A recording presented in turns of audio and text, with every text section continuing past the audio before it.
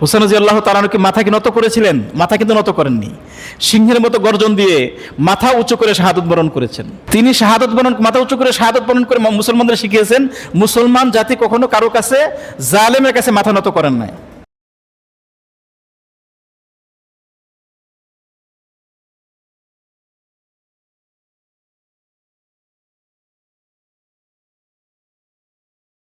আসসালামু আলাইকুম ওয়া রাহমাতুল্লাহি ওয়া বারাকাতুহু। ইন্নাল হামদুলিল্লাহ ওয়াস সালাতু ওয়াস সালামু আলা মান লা নাবিয়্যা বা'দাহু ওয়া আলা আলিহি ওয়া আসহাবিহি আজমাইন। أما بعد قال الله تعالى في القرآن الكريم أعوذ بالله من الشيطان الرجيم بسم الله الرحمن الرحيم إن عدة الشهور عند الله 12 شهرا في كتاب الله يوم خلق السماوات والأرض منها 4 حرم ذلك الدين القيم فلا تظلموا فيهن أنفسكم صدق الله العظيم. وقال رسول الله صلى الله عليه وسلم صيام يوم عاشوراء أحتسب على الله أن يكفر السنة التي قبله أو كما قال عليه الصلاة والسلام. সম্মানিত মুআজ্জাজ মুহতারাম মুসল্লিয়ান কিরাম, আল্লাহ তাআলার অশেষ মেহেরবানি যে আল্লাহ রাব্বুল আলামিন আমাদেরকে মসজিদে আসার, কোরআন এবং হাদিসের কথা বলার, শোনা তৌফিক দিয়েছেন। সেজন্য সকলেই আমরা হৃদয় থেকে শুকরিয়া আদায় করি, কালিমাত শুকুর, আলহামদুলিল্লাহ। আল্লাহ রাব্বুল আলামিন তৌফিক দিলে আজকের এই যে মাস শুরু হয়েছে, হিজরির প্রথম মাস মুহররম, এই মুহররমের গুরুত্ব, ফজিলত, আশুরার করণীয় বর্জনীয় সম্পর্কে কিছু কথা বলবো। আমা তৌফিক ইল্লা বিল্লাহ। প্রথম কথা হলো যে আমাদের এই মাসটা কিন্তু আরবির প্রথম মাস। হিজরির প্রথম মাসটা হলো মুহররম মাস। আমরা আজকের একটা বলি ইংরেজি মাস, আর একটা বলি বাংলা মাস, আর একটা বলি আরবি মাস। আসলে বিষয়টা এরকম না। বিষয়টা হবে যে ইংরেজি মাস বলতে আসলে কোনো মাস নেই। সেটা হলো ঈসাই সন, অর্থাৎ খ্রিস্টানদের ধর্মীয় ক্যালেন্ডার, যেটা বলা হয় খ্রিস্টাব্দ। ওটাকে আমরা বানিয়েছে একটা ইংরেজি বানিয়ে নিয়েছি। আসলে কিন্তু ইংরেজি মাস না, ওটা হলো কি খ্রিস্টানদের ধর্মীয় ক্যালেন্ডার, এবং ওটাকে বলা হয় খ্রিস্টাব্দ। সেটার সূচনা হয়েছে হজরত ঈসা আলাইহিস সালামের জন্মের সন থেকে শুরু করে, অর্থাৎ আজ থেকে এটা 2026 সন, অর্থাৎ 2026 বছর আগে ঈসা আলাইহিস সালাম জন্মগ্রহণ করেছিলেন। আবার আর একটা হলো আরবি সন বলি আমরা। আসলে এটাকে আরবি সন না, এটা হলো হিজরি সন। রাসূল সাল্লাল্লাহু আলাইহি ওয়াসাল্লামের হিজরতকে কেন্দ্র করে, রাসূল সাল্লাল্লাহু আলাইহি ওয়াসাল্লামের হিজরত তারিখটাকে স্মরণ রেখে যে এইটা ক্যালেন্ডারটা তৈরি হয়েছে সেটা হলো হিজরি সন, যেটাকে আমরা আরবি নামে ক্যালেন্ডার, আরবি ক্যালেন্ডার নামে প্রচলন আমরা জেনে থাকি। আসলে ওটা আসলে কি ক্যালেন্ডার? হিজরি ক্যালেন্ডার। আর একটা আছে দেখা যাচ্ছে, এই হিজরি ক্যালেন্ডারটা প্রচলন হয়েছে ওমর রাদিয়াল্লাহু তাআলা আনহুর শাসনের আমল থেকে। আর একটা ক্যালেন্ডার আছে, সেটা হলো বাংলা বলি। আসলে এই বাংলাটা আসলে সম্রাট আকবরের সময় থেকে প্রচলন হয়েছিল। এটা আসলে একটা মানে হিজরি ক্যালেন্ডারের আর একটা ভার্সন বলতে পারেন। এই মুসলমান যখন এই জমিদার প্রথা ছিল, তখন এই খাজনা উঠানো হতো, তখন এই হিজরিটা তো হলো চাঁদের সাথে সম্পর্ক। মুহররম, সফর, রবিউল আউয়াল, রবিউল সানি, জমাদাল উলা, জমাদাল সানিয়া, রজব, শাবান, রমজান, শাওয়াল, জুলকাদা, জুলহিজ্জা, এগুলো আসলে কিন্তু চাঁদের সাথে সম্পর্ক। আর এইটাকেই করে যখন চাঁদের সাথে সম্পর্ক, তখন খাজনা উঠাতে একটু সমস্যা হওয়াতে তারা নতুন এটাকে ক্যালেন্ডার তৈরি করে। যার কারণে দেখবেন কি বাংলা আর এই হিজরি সনটা কিন্তু কাছাকাছি। এখন হলো মনে করেন আজকে হলো 5 আষাঢ়, 1433 বাংলা। আবার আজকে হলো 3রা মুহররম 1438, না 1448, এই অল্প কিছু যে পার্থক্য, এই অল্প কিছু পার্থক্যটা হলো যে সোলার এবং লুনার, চন্দ্র বসু সূর্য বসুর সাথে একটু পার্থক্য হওয়ার কারণে এটা তৈরি হয়েছে। তো মুহতারাম হাজিরিন, ইসলামের এই যে ক্যালেন্ডারটা, এই আরবি যেটা হিজরি সন, এটাকে জানা এটা হলো ফরজে কিফায়া। কারণ ইবাদত মুসলমানদের যে সমস্ত ইবাদতগুলো, সেগুলো বেশিরভাগ হলো আমাদের সাথে চাঁদের সাথে সম্পর্ক। আমরা ঈদুল আজহা বলি, ঈদুল ফিতর বলি, হ্যাঁ, রমজানের রোজা বলি, তারপরে আশুরা রোজা বলি, আরাফার দিবসের রোজা বলি, এগুলো কিসের সাথে সম্পর্ক? সবগুলো চাঁদের সাথে সম্পর্ক। ইয়াসআলুনাকা আনিল আহিল্লা কুল হিয়া মাওয়াকিতু লিন-নাস ওয়াল হজ্জ। আল্লাহ তাআলা বলেন, হে নবী, আপনার কাছে মানুষ জিজ্ঞাসা করবে চাঁদ সম্পর্কে, আনিল আহিল্লা, হিলাল সম্পর্কে, চাঁদ সম্পর্কে। আপনি বলে দিন এটা হলো ক্যালেন্ডার, মাওয়াকিত, এটা ক্যালেন্ডার। আর এই ক্যালেন্ডারের সাথে চন্দ্রের সাথে আমাদের মুসলমানদের ইবাদতের সাথে সম্পর্কিত। এজন্য কেউ যদি এটা না জানে তাহলে সবাই গুনাহগার হবে। এটা হলো ফরজে কিফায়া। তো মুহতারাম হাজিরিন, এই হিজরি সনটা মানে কেন এটা করা হলো? যখন রাসূল সাল্লাল্লাহু আলাইহি সাল্লামের সময় বা তার পূর্বে থেকে রোমানদের পার্সিয়ান একটা ক্যালেন্ডার ছিল। আর আরবরা কি করতেন? যে কোনো একটা ঘটনাকে কেন্দ্র করে তারা হিসাবটা করতেন। যেমন হাতির বৎসর, আমুল ফিল, হাতির বৎসর, এরকম আমুল হুজন, এরকম করতেন তারা। এইভাবে তারা প্রচলন করতেন যে হাতির বছরের এত দিন পরে, এত বছর, এত মাস পরে। খলিফা ওমর রাদিয়াল্লাহু তাআলা আনহু শাসনামলে মুসা আশআরী রাদিয়াল্লাহু তাআলা সম্ভবত ইয়ামিন, এই বসরা, কুফা এই দিকের গভর্নর ছিলেন। তো ওনার কাছে একটা চিঠি আসতো। আর এখন তো যেরকমভাবে মোবাইলের মাধ্যমে সাথে সাথে চিঠি প্রেরণ করা যায়, মেসেজ পাঠানো যায়। আগে কিন্তু ডাক পিয়নের মাধ্যমে খুব কষ্ট হতো, অনেক সময় মাসকে মাস পরে তারা চিঠি পেত। তো এখন যখন এই হাতে চিঠি পাওয়ার পরে নির্দিষ্ট কোনো তারিখ না থাকাতে একটা হয়, মানে জটিলতা তৈরি হয়। তখন তিনি ওমর রাদিয়াল্লাহু তাআলা চিঠি লিখলেন যে মুসলমানদের একটা ক্যালেন্ডার হওয়া দরকার। এরপরে ওমর রাদিয়াল্লাহু তাআলা আনহু তার সাহাবায়ে কিরামদেরকে নিয়ে তখন তারা সিদ্ধান্ত আসে যে একটা ক্যালেন্ডার হবে মুসলমানদের। এখন এটা কোন মাস থেকে শুরু করবে, মানে কিসের উপর ভিত্তি করে শুরু করবে? যে কেউ বিভিন্ন জন বিভিন্ন মতামত দিয়েছেন। কেউ বলেছেন রাসূল সাল্লাল্লাহু আলাইহি ওয়াসাল্লামের জন্মস্থানটাকে তা শুরু করা হোক। আবার কেউ বলেছেন না, রাসূল সাল্লাল্লাহু আলাইহি ওয়াসাল্লাম যেদিন নবুয়ত লাভ করেছেন সেই দিনটাকে গণনা করা হোক। আবার কেউ বলেছেন হিজরতের কথা। তো সর্বোপরি হিজরতটাকে গুরুত্ব দেওয়া হয়েছে। এই হিজরত কিন্তু মুসলমানদের একটা প্রেরণার নাম, এরকম না যে হিজরত কিন্তু আসলে কিন্তু অনেকে মনে করে থাকে দুঃখের একটা জিনিস, যে নিজের মাতৃভূমি ছেড়ে, অর্থাৎ নিজের মাতৃভূমিকে কেউ ছাড়তে চায়। এখন যদি বলা যায় আমাদেরকে এখান থেকে ছেড়ে অন্য জায়গায় যেতে হবে রিফিউজি হিসাবে, আমাদের ভালো লাগবে? তো মুসলমানরা কিন্তু মক্কা থেকে ছেড়ে, মাতৃভূমিটা ছেড়ে তারা মদিনায় হিজরত করেছেন। এটা একটা দেখলে মনে হচ্ছে দুঃখের একটা বিষয়, আসলে কিন্তু এটা দুঃখ না, এটা একটা প্রেরণা মুসলমানদের। যে এই হিজরতের কারণে দেখেন আল্লাহ তাআলা কত হিকমতের ভিতরে, যে অল্প কিছুদিনের মাঝেই দ্বিতীয় হিজরিতেই মুসলমানদের বদর নামে যুদ্ধে সে মুসলমানদের বিজয় হয়। আবার কিছুদিন পরে মক্কাটা বিজয় হয় মুসলমানদের হাতে। মাত্র 6 বছর পরেই মক্কা মুসলমানদের বিজয় হয়। হ্যাঁ, অর্থাৎ এই হিজরতের কারণে 10 বছরে যত সফলতা আসছে, রাসূল সাল্লাল্লাহু আলাইহি ওয়াসাল্লাম নবুয়তের 13 বছর কিন্তু মক্কাতে এরকম সফলতা আসেনি। এটা কিন্তু মুসলমানদের একটা প্রেরণার নাম, যে অটল থাকতে হবে জিনিস। এই জন্য ভাইরা, এই যে হিজরতটা পরে সর্বশেষ সম্মতি হলো যে হিজরি কি শুরু করেই, আচ্ছা এখন হলো প্রথম কথা হলো হিজরতটা শুরু হয়েছিল কিন্তু রবিউল আউয়াল মাসে। হিজরত হয়েছিল কিন্তু মুহররম মাসে কিন্তু হয়নি। আরবির ক্যালেন্ডার শুরু কিন্তু মুহররম মাস থেকে। আপনারা দেখবেন এখানে মুহররম মাস কিন্তু শুরু ক্যালেন্ডারের। তো হিজরত হয়েছিল কিন্তু রবিউল আউয়াল মাসে, অর্থাৎ মুহররম, সফর, রবিউল আউয়াল, আরও 2 মাস পরে হলো রবিউল আউয়াল আসবে। তারপরে মুসলমান চিন্তা করলো যে প্রথম সিদ্ধান্ত হলো যে হিজরিটাকে প্রাধান্য দিয়ে তারা ক্যালেন্ডার তৈরি করবে। এখন মাসটাকে কোনটাকে আগে দিবে? কেউ বলেছে রাসূল সাল্লাল্লাহু আলাইহি ওয়াসাল্লাম যে মাসে ওহী প্রাপ্ত হয়েছেন সেই মাসটাকে দেওয়া হোক। কেউ বলেছে রাসূল সাল্লাল্লাহু আলাইহি ওয়াসাল্লাম যে মাসে জন্মগ্রহণ সেটা দেওয়া হোক। কেউ বলেছেন যার যেটা, প্রত্যেকে তার যুক্তি পেশ করে দিয়েছেন। সর্বশেষ সকলের একটা ঐকমত্য হয়েছে ওমর রাদিয়াল্লাহু তাআলা আনহুর কাছে যে মুহররমটাকে দেওয়া হবে। কারণ আল্লাহ তাআলা কোরআনে কারীমে যে মাসগুলোর কথা বর্ণনা করেছেন, যে সম্মানিত 4টা মাস, সবগুলো মাস কিন্তু 12টা মাস কিন্তু আল্লাহ তাআলার সৃষ্টি। হ্যাঁ, এরকম না যে কেউ মানে ঘটনা বলছে যে আজকে থেকে মাস 12টা, এরকম না। কিন্তু এই মাসের গণনাটা একদম সৃষ্টির সূচনা থেকে শুরু করেছেন আল্লাহ তাআলা। আল্লাহ তাআলা বলেছেন ইন্না ইদ্দাতাশ শুহুরি ইনদাল্লাহি ইসনা আশারা শাহরান ফি কিতাবিল্লাহি ইয়াওমা খালাকাস সামাওয়াতি ওয়াল আরদ মিনহা আরবাআতুন হুরুম, যে আল্লাহ তাআলার জমিন আসমান সৃষ্টি হওয়ার সূচনা থেকে মাস গণনা কয়টা? 12টা।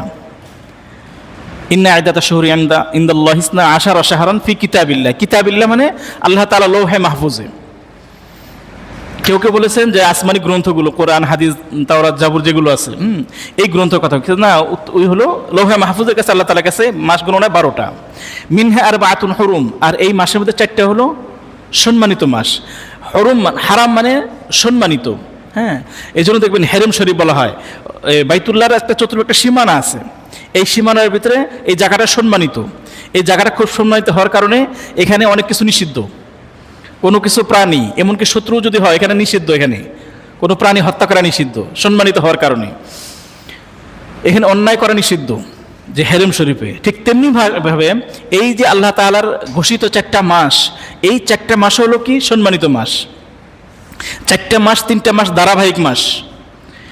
এই ধারাবাহিক মাসের শেষ মাসটা হলো এটা জুল কাদা, পিছনে 2 মাস চলে গেছে, জুল কাদা, জুল হিজ্জা, মুহররম, এটা হলো 3য় মাস।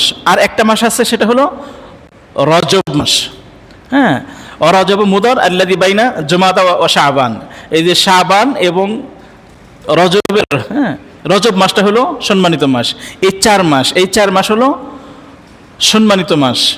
আর এই 4 মাসে জাহিলি যুগে যখন মানুষ মানে বিনা কাপড়ে তারা তওয়াফ করতো অন্ধকার যুগে, তখনও তারা এই 4 মাসকে সম্মান দিত।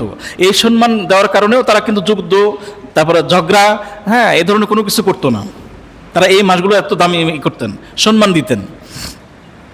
আল্লাহ তাআলা কোরআনে বলতেছেন ফালা তাজলিমু ফীহিন্না আনফুসাকুম, যে তোমরা এই মাসগুলোতে তোমাদের নিজেদের প্রতি জুলুম করো না, অন্যায় করো না, কবিরা গুনাহগুলো করো না। হ্যাঁ, তার মানে কি অন্য মাসে করা যাবে না? এটা হলো এরকম যে গুনাহ সবসময়ের জন্যই হারাম, তবে এই মাসে এখন কেউ যদি বাহিরে কোনো গুনাহ করে আর এই গুনাহটা যদি মসজিদে করে, তাহলে কি আর বেশি হবে না? কেউ যদি মদ খাওয়া হারাম, সে যদি বাহিরে খায় গুনাহ হবে, কবিরা গুনাহ হবে। কেউ যদি এটা মসজিদে খায় তাহলে ডাবল কবিরা গুনাহ হবে। কেউ যদি জিনা করে কবিরা গুনাহ, আর কেউ যদি নিজের বোনের সাথে করে তাহলে ডাবল গুনাহ হবে। এরকম আল্লাহ তাআলা বলতেছে এটি সম্মানিত মাস, এই মাসগুলোকে আমরা সম্মান জানাবো। এই মাসগুলো আল্লাহ তাআলা হাদিসে রাসূল সাল্লাল্লাহু আলাইহি ওয়াসাল্লাম বলেছেন আফজালুস সিয়াম বাদা রমাজান শাহরুল্লাহিল মুহাররম ওয়া আফজালুস সালাত বাদাল ফরিজা সালাতুল লাইল আও কামা ক্বালা আলাইহিস সালাতু ওয়াস সালাম। রাসূল সাল্লাল্লাহু আলাইহি ওয়াসাল্লাম বলছেন যে রমজানের রোজার পরে সবচেয়ে উৎকৃষ্ট রোজা হলো আল্লাহর মাসের এই মুহররম মাসের রোজা।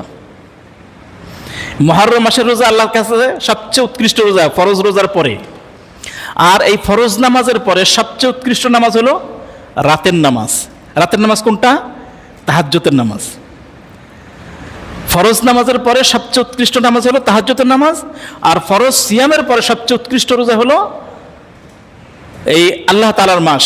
দেখেন মাস কিন্তু সবগুলোই আল্লাহ তাআলা, তারপরেও স্পেশালভাবে মুহররমকে আল্লাহ রাসূল সাল্লাল্লাহু আলাইহি ওয়াসাল্লাম কি বলেছেন?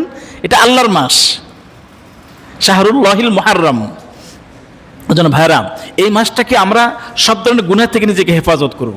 আল্লাহ তাআলা আমাদের সবাইকে এই সম্মানিত মাসগুলোকে যথাযথভাবে সম্মান দেওয়ার তৌফিক দান করুন, সবাই বলে আমিন। তো মুহতারাম হাজিরিন, এই মাসে একটা দিন আছে যেটাকে বলা হয় আশুরা, আগামী শুক্রবার। আশুরা মানে হলো আশারুন থেকে আসছে, আশুরুন মানে 10, আশুরা মানে দশম। হ্যাঁ, 10 আর দশমের ভিতর পার্থক্য। 10 জন ছাত্র আর দশম ছাত্র আলাদা। দশম তারিখকে বলা হয় আশুরা, অর্থাৎ দশম তারিখ, 10তম দিন।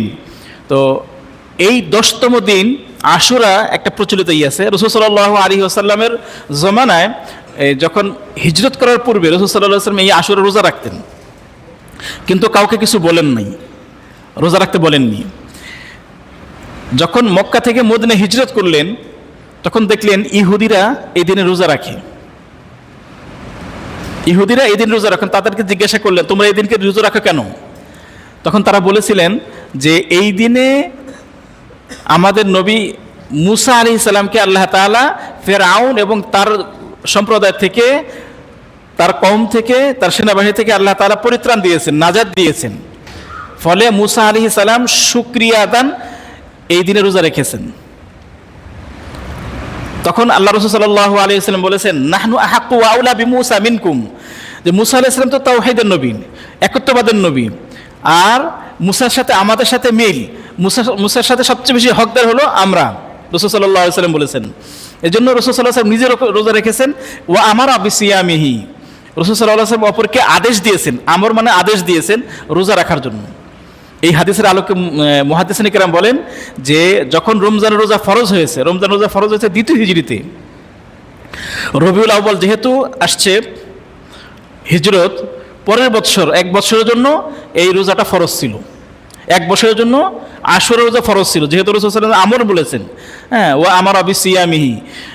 এরপর যখন রমজান রোজা ফরজ হলো, তখন রাসূল সাল্লাল্লাহু আলাইহি ওয়াসাল্লাম বললেন, হ্যাঁ, মান শাআ সামাহু ওয়া মান শাআ ফালিয়াতরুকহু, যে চায় সে এই আশুরা রোজা রাখতে পারবে এবং যে চায় সেটা ছেড়ে দিতে পারবে। এরপর থেকে এটা মুস্তাহাব হয়েছে। এরপরে রাসূল সাল্লাল্লাহু আলাইহি ওয়াসাল্লাম ধারাবাহিকভাবে রোজা রাখতেন এটা। হ্যাঁ, তো রাসূল সাল্লাল্লাহু, একটা হাদিস আছে আল্লাহ রাসূল সাল্লাল্লাহু আলাইহি ওয়াসাল্লাম 4টা জিনিস কখন ছাড়তেন না, তার মধ্যে এই রোজাটা, আশুরা রোজাটা। হ্যাঁ, আশুরা রোজা কখন ছাড়তেন না। তো জীবনের শেষ দিকে এসে সাহাবায়ে কেরাম আল্লাহ রাসূল সাল্লাল্লাহু আলাইহি ওয়াসাল্লামকে বললেন যে এই দিনটা এমন একটা দিন যে ইউআযিমুল ইয়াহুদ ওয়ান নাসারা, ইহুদি এবং নাসারাকে সবাই সম্মান করে। এখন অন্য ধর্মের মানুষও বলতেছে, দেখছো তোমাদের নবী আমাদের ধর্মকে অনুসরণ করে। হ্যাঁ, তখন রাসূল সাল্লাল্লাহু আলাইহি ওয়াসাল্লাম কি বলেছিলেন যে ফাইদা কানা আমুল মুকবিল সুন্নাত তাসিআ, যে আমি যদি আগামী বছর বেঁচে থাকি, আগামী বছর আসলে আমি 9 তারিখে অর্থাৎ 9 মুহররম রোজা রাখবো, আর 10 তারিখে এবং 9 তারিখে রোজা রাখবো। কিন্তু আল্লাহ রাসূল সাল্লাল্লাহু আলাইহি ওয়াসাল্লাম আগামী বছর আসার আগেই রাসূল সাল্লাল্লাহু আলাইহি ওয়াসাল্লাম ইন্তেকাল করেছেন।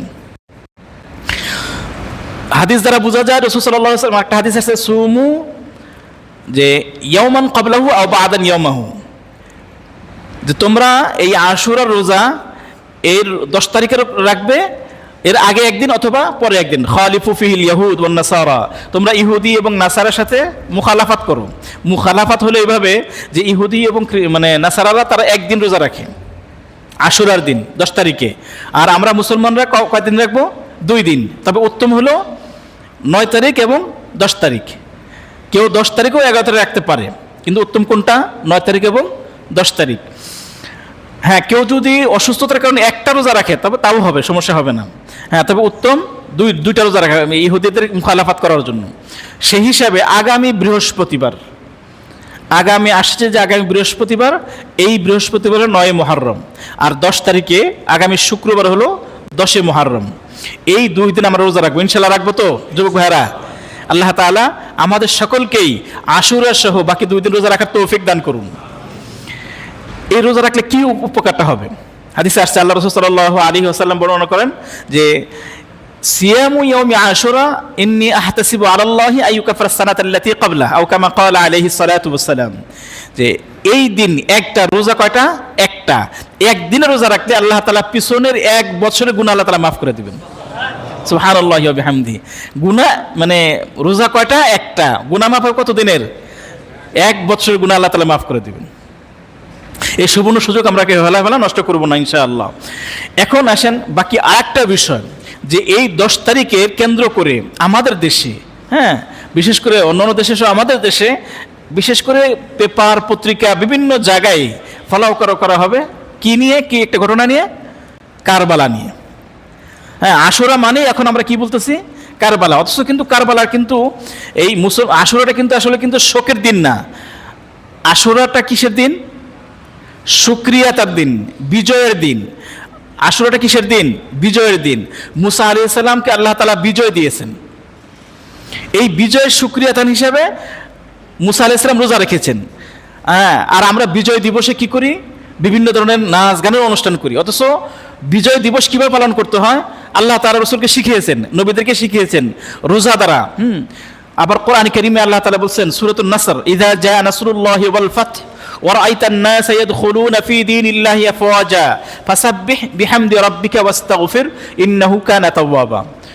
যখন ইযা জাআ নাসরুল্লাহ, যখন আল্লাহ তাআলার সাহায্য আসবে, ওয়াল ফাত, ফাত মানে বিজয়, যখন আল্লাহ তাআলার পক্ষ থেকে বিজয় আসবে, যখন দেখবেন মানুষরা দিনে দিনে দলে দলে ইসলাম গ্রহণ করতেছে, ফাসাব্বিহ, তখন আল্লাহ তাআলার প্রশংসা করুন। ফাসাব্বিহ বিহামদি রাব্বিকা ওয়াস্তাগফির, এবং আল্লাহ তাআলার কাছে ক্ষমা প্রার্থনা করুন।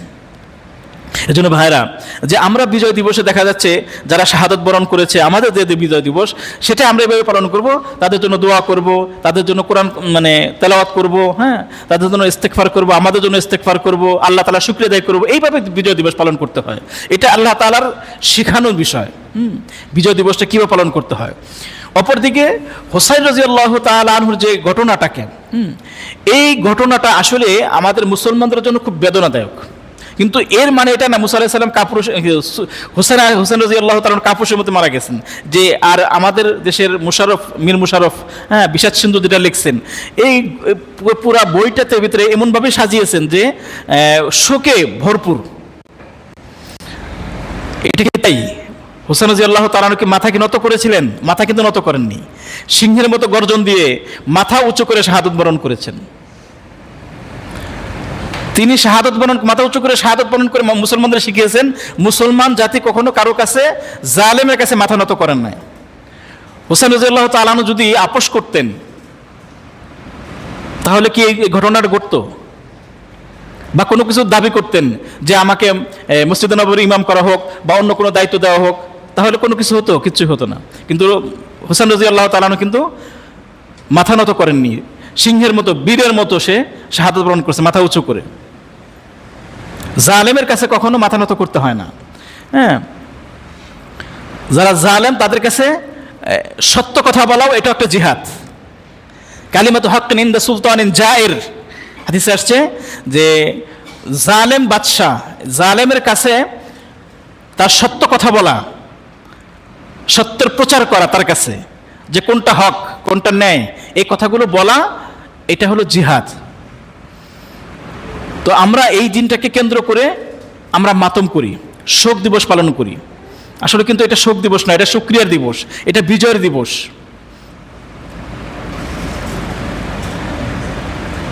এই দিবসটাকে দেখা যাচ্ছে বিশেষ করে শিয়া মতবাদ যারা, তারা এটাকে মাতম করে বুক চাপড়ায় এবং শোকগাথা কিছু গান করে, রচনা করে, রক্তাক্ত করে, নিজের গাল, বুক, পিঠ চাপড়ে রক্তাক্ত করে। হাদিসে আসছে মান শাক্কাল জুয়ুব, মান দারাবাল খুদুদ ও শাক্কাল জুয়ুব লাইসা মিন্নি, যে শোকে বিহবল হয়ে নিজের গাল, নিজের বুক চাপড়াবে, সে আমার দলভুক্ত নয়। আর একজন মানুষের শোক কতদিন পালন করতে পারে? 3 দিন। আর একজন মেয়ে তার স্বামী যখন মারা যাবে 4 মাস 10 দিন, এর বেশি কিন্তু পালন করতে পারবে না। তো হুসাইন রাদিয়াল্লাহু তাআলা আনহু দেখেন, এরপরে দেখেন রাসূল সাল্লাল্লাহু আলাইহি ওয়াসাল্লামের জামা কিন্তু অনেক জলিলুল কদর সাহাবী শহীদ হয়েছেন, কারো ব্যাপারে কিন্তু তারা মাতম করা হয় না। শহীদদের মধ্যে সর্দার কে? হাদিস অনুযায়ী হামজা রাদিয়াল্লাহু তাআলা আনহু, রাসূল সাল্লাল্লাহু আলাইহি ওয়াসাল্লামের চাচা, যাকে বলা সাইয়্যিদুশ শুহাদা। দেখবেন বিভিন্ন খুতবার সময় বলা হয় সাইয়্যিদুশ শুহাদা হামজা রাদিয়াল্লাহু তাআলা আনহু, যাদেরকে শহীদের নেতৃত্ব দিবেন, নেতা বলা হয়েছে শহীদের। সেই হামজা রাদিয়াল্লাহু তাআলা আনহু যখন শহীদ হয়েছেন, তার এই শহীদদের শাহাদাত বার্ষিকী পালন করতে মাতম করেননি। হুসাইন রাদিয়াল্লাহু তাআলা আনহুর আর এক ভাই হাসান রাদিয়াল্লাহু তাআলা আনহু, তাকে বিষের মাধ্যমে তাকে শহীদ করা হয়েছে, তার শাহাদাতের দিন মাতম করা হয় না। হুসাইন রাদিয়াল্লাহু তাআলা আনহুর পিতা খলিফাতুল মুসলিমিন ওমর রাদিয়াল্লাহু তাআলা আনহু, আলী রাদিয়াল্লাহু তাআলা আনহু। তো আলী রাদিয়াল্লাহু তাআলা আনহু তো আরো মর্যাদাবান, কারণ হুসাইন রাদিয়াল্লাহু তাআলা আনহু, হাসান রাদিয়াল্লাহু তার ছেলে, আবার যে নারীদের সর্দার ফাতেমা রাদিয়াল্লাহু তাআলা আনহা তার স্ত্রী, রাসূল সাল্লাল্লাহু আলাইহি ওয়াসাল্লামের জামাতা, খলিফা, তার মর্যাদা অনেক, তার মর্যাদাও কিন্তু তিনি কিন্তু শহীদ হয়েছেন, তারটা কিন্তু পালন করা হয়নি। আবার অপরদিকে ওমর রাদিয়াল্লাহু তাআলা শহীদ হয়েছেন। এরকম যুগে যুগে কিন্তু অনেক শাহাদাত বরণ করছেন জলিলুল কদর সাহাবী। তো এই কাজগুলোতে আমরা মুসলমানরা অংশগ্রহণ করব না, এটা জায়েজ নেই। এই শোক মাতম করা, তাজিয়া মিছিল বের করা, তারপরে ঘর বানানো, একটা কবর বানানো, হ্যাঁ, তারপরে আরও কিছু কুসংস্কার আছে যে এই সময় বিবাহ করা মানে হয় না ওই দিন। তারপরে ভালো ভালো খাবার খাওয়ানো, যে পরিবারকে ভালো খাবার খাওয়ালে তারপর সারা বছর ভালো খাবে, এগুলো কুসংস্কার। এগুলো থেকে আমরা বেরিয়ে আসব। রাসূল সাল্লাল্লাহু আলাইহি ওয়াসাল্লামের দৌহিত্র দেখেন, যে রাসূল সাল্লাল্লাহু আলাইহি ওয়াসাল্লামের জমানায় কিন্তু আশুরা ছিল, কিন্তু কারবালা ছিল না। আমাদের কাছে কারবালা আছে, আশুরা আছে। রাসূল সাল্লাল্লাহু আলাইহি ওয়াসাল্লামের জমানায় কারবালা মুক্ত আশুরা, আর আমাদের কাছে কারবালা যুক্ত আশুরা। এখন আমরা আশুরা বলতেই কারবালা বুঝি। কারবালার ইতিহাস কিন্তু অনেক পুরাতন, যেমন একটা তারিখে অনেক হিস্ট্রি হতে পারে,